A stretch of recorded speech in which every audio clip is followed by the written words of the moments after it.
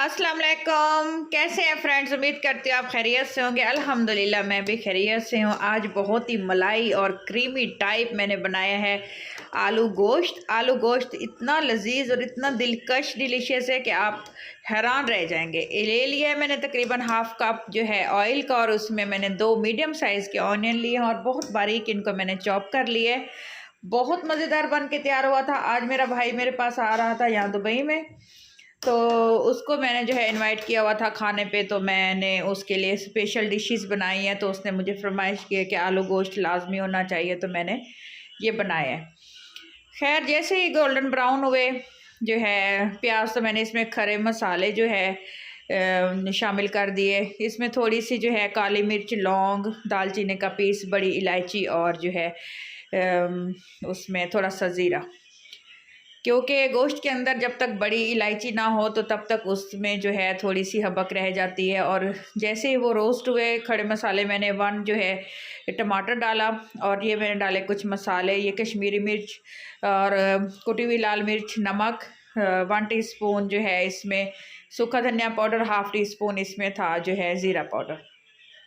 वो शामिल करने के बाद अच्छी तरह से आपने इसकी भुनाई कर लेनी है, ताकि जो है ये टमाटर जो है अच्छी तरह से घुल जाएं और जो है पक जाएं, गल जाएं और मैश हो जाएं। थोड़ा सा इसमें शामिल कर देंगे हम लोग पानी।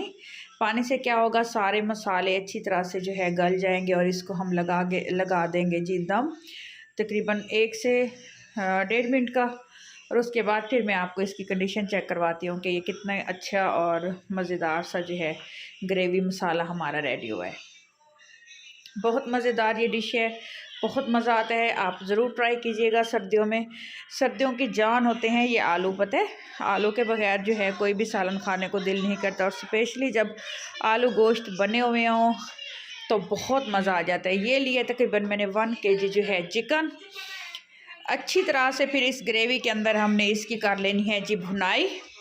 आपने इस हद तक इसकी भुनाई करनी है कि ये बिल्कुल एक अच्छी सी और फाइन सी ग्रेवी नज़र आ जाए और सारा ऑयल जो है बिल्कुल निकल आए, क्योंकि चिकन के अंदर थोड़ा सा पानी मौजूद है, तो वो भी खुश्क होगा और साथ साथ वो पानी भी ड्राई होगा और अच्छे से इसकी भुनाई भी होगी। तकरीबन लग जाएंगे 5 से 6 मिनट इसको इसी सिचुएशन में लो टू मीडियम फ्लेम पे। तो खैर, ये देखिए इतना मज़ेदार सी लुक। इसमें मैंने हल्दी भी शामिल की हुई थी, आपने देखा होगा, बताना भूल गई हूँ मैं आपको। नमक भी था 1 टीस्पून। अच्छे से इसकी मिक्सिंग हो गई है। मिक्सिंग, ये देखें, वीडियो को मैंने स्पीड दे दी है। अच्छे से मिक्सिंग करने के बाद फिर मैं इसमें एक इंग्रेडिएंट्स यूज़ करने वाली हूँ, तो आप वो ज़रूर लाजमी वीडियो को देखिएगा। और इंशाल्लाह ताला आप लोगों को जब इसकी फ़ाइनल लुक तक पहुँचेंगे ना, तब तो आपके मुँह में पानी, ओए होए होए होए, लाल टपकने लग जाएगी, ये समझें। कि इतना मज़ेदार आलू गोश्त का सालन, ओए होए होए। अभी गरम गरम रोटी आ जाए और हम लोग खाना शुरू कर दें। सो इसमें मैंने डाली है तकरीबन ½ प्याली, ये समझ लें 5 से 6 टीस्पून होंगे फ्रेश दही। इसको आपने अच्छी तरह से मैश कर लेना है, क्योंकि इसके अंदर एक दाना सा होता है। जब तक हम इसको मैश नहीं करते, वो हम जितना उसको गलाएं पकाएं तो वो नहीं पकने में आता। खैर, आपने वो शामिल की हमने दही, और अच्छे से बिल्कुल बारीक आंच कर दी। और दम लगा के मैं तो भूल गई, दूसरे काम काजों में लग गई। तकरीबन लग गए थे मुझे मज़ीद जो है 5 से 6 मिनट, क्योंकि बारीक आंच पे मैंने इसको दम वाली आंच पे छोड़ दिया था, कुक होने दिया। तकरीबन 8 मिनट लग गए होंगे, 6 मिनट भी मैं ऐसे कह रही हूँ आप लोगों से, लेकिन 8 मिनट लाजमी लग गए थे। बहुत मलाई टाइप आपने चिकन तैयार करना है, तो इसी तरह से जब दही डालनी है तो इसको आपने जो है बिल्कुल ही दम लगा के छोड़ देना है। ओए होए होए, ऊपर से मेथी का टच, मेथी का जायका 1 टीस्पून इसमें चली गई है जी मेथी, सूखी मेथी। फ्रेश है तो फ्रेश डाल दें, मेरे पास ड्राई थी तो मैंने ड्राई डाल दी। और फिर एक बार से इसको हम इसकी कर लेंगे भुनाई, तड़पा के इसकी हमने कर ली फिर से जी भुनाई। फिर अब इसमें जाएगा पोटैटो। ये समझ ले कि एक आलू, तकरीबन 1 पाव आलू डाले हैं, और इसकी मैंने कटिंग रखी है जी मीडियम। बहुत मतलब छोटे नहीं कट किए कि हलवा टाइप ना बन जाए और हलवे का टेस्ट आने लग जाए, क्योंकि इसमें आलू जब हम लोग नवाले के साथ इस तरह से खा रहे होते हैं और थोड़ा सा जब इसको तोड़ रहे होते हैं, तो ज़्यादा गला हुआ आलू भी पता है बाज़ औक़ात नहीं अच्छा लगता। खैर फिर हमने अच्छे से तकरीबन 2 से 3 मिनट मैंने इसको दिए इसकी की मिक्सिंग की और अच्छे से इसको पकाया और फिर थोड़ा सा दम लगा दिया था। फिर इसका दम उतारा और उसके बाद फिर मैं अब इसमें डालूँगी जी पानी कि हमें ग्रेवी कितनी चाहिए, कितनी रोटियां हम खा सकेंगे इस सालन के साथ, कितने बंदे खाने पूरा हो जाएगा। ये ईज़िली मैं आपको बताऊं 4 बंदों को खाना मज़े से पूरा हो जाएगा। अच्छे से मिक्सिंग किए, देखें कोई भी मसाला नज़र नहीं आ रहा। आलू गोश्त के यहीं जो है बहुत अच्छी ट्रिक है कि मसाला बिल्कुल घुला हुआ हो, अच्छी सी ग्रेवी हो।